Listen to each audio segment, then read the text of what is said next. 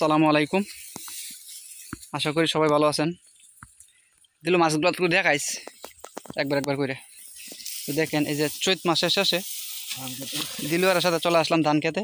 কি পরিমাণ মাছ আছে দেখেন, মাছ কারে কয়। আমি কিন্তু মাছ ধরতে আমি আইছি, কিন্তু আপনাদেরকে দেখানোর উদ্দেশ্যে মাছ ধরতেছি না, সে শুধু ধরবো। এখানে কিন্তু তার মাছ আছে প্রচুর, লাঠি মাছ। দেখেন মাছ কি পরিমাণ শব্দ করতেছে, অনেক মাছ দেখা যাচ্ছে।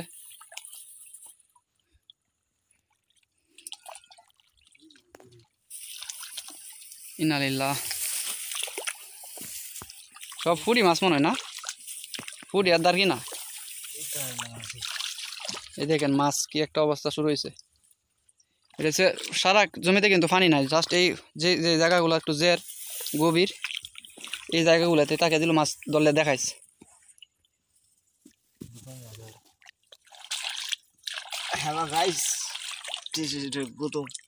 এই গুতুম গুতুম সেই সুন্দর একটা গুতুম মাছ, শিং মাছের মতোই। বিসমিল্লাহ, হাত দিয়ে দেখি।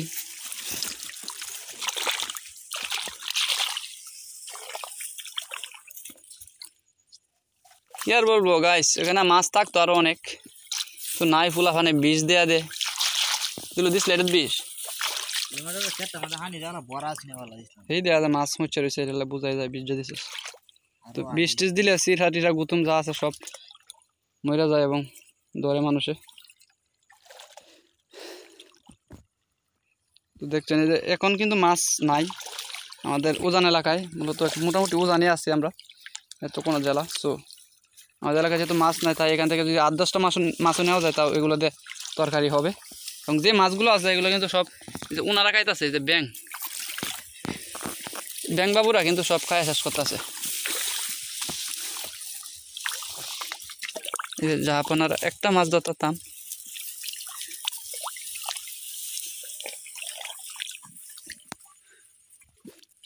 মাছই ধরন যেতেছেন যাই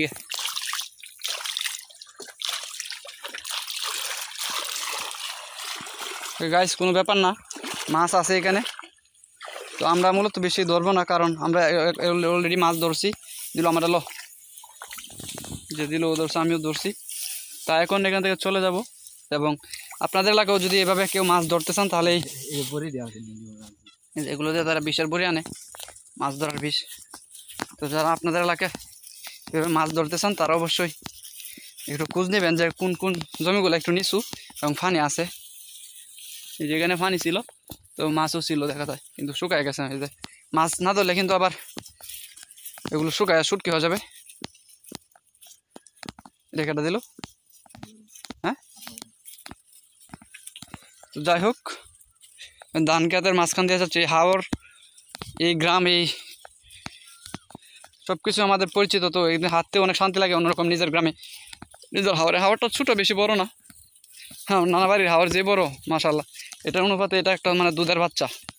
নানা বাড়ির হাওরে মাঝখানে গেলে 30 মিনিট লাগে, মানে 30 মিনিট হাঁটলে আমাদের ক্ষেত আছে। তো এখানে গেলেও পরে অংশটা দেখা যায় না, পরে মানে তাকাইলেও সোজা লাস্ট সীমানা দেখা যায় না যে কী আছে শেষে, বা বাড়িগুলো কত দুই দেখা যায়।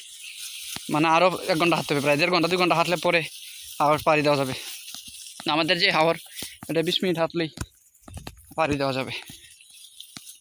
তো যাই হোক, ভিডিওটা এ পর্যন্ত থাকবে, দেখার জন্য অসংখ্য ধন্যবাদ।